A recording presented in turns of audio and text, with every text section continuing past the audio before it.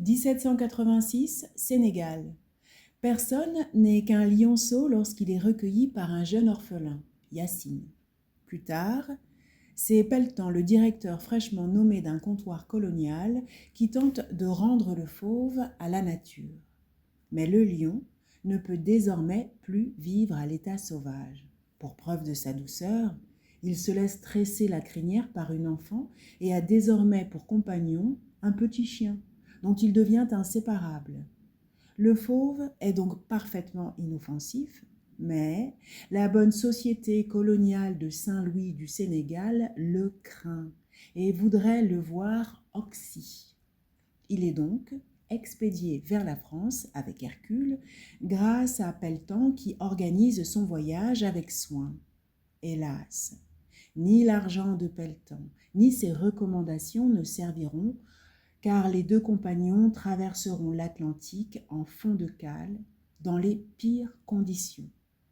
En plus d'être séquestrés, ils seront battus, assoiffés, affamés, laissés ronger par la vermine et arrivés au pays des Lumières, en pleine révolution, l'accueil ne sera pas meilleur pour le roi des animaux.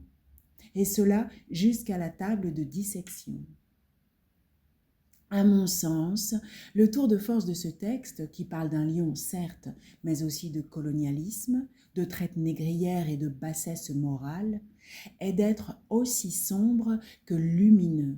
Oui, l'espèce humaine y est décrite comme vile et cruelle, et cela, je le concède, vient réactiver quelque peu l'élan misanthropique tapi au fond de moi, mais l'écriture, celle du roman, m'oblige à les dépasser parce qu'il y a de l'humour, parce qu'il y a de l'amour avec un grand A, celui de Pelletan pour Adal, son amant noir.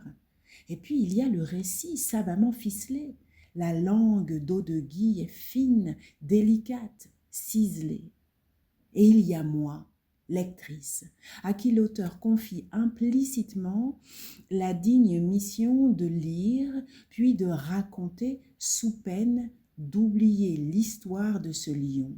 L'auteur m'enjoint en quelque sorte à venir invalider la dernière phrase de son récit, excipit superbe et tragique, qui dit, je cite, « Alors, nul ne se souvint plus de personne. » Manière de clamer la nécessité de continuer à raconter des histoires, fussent-elles sombres, car la littérature, qu'elle soit orale ou écrite, ne demeure-t-elle pas le terreau de notre espèce ?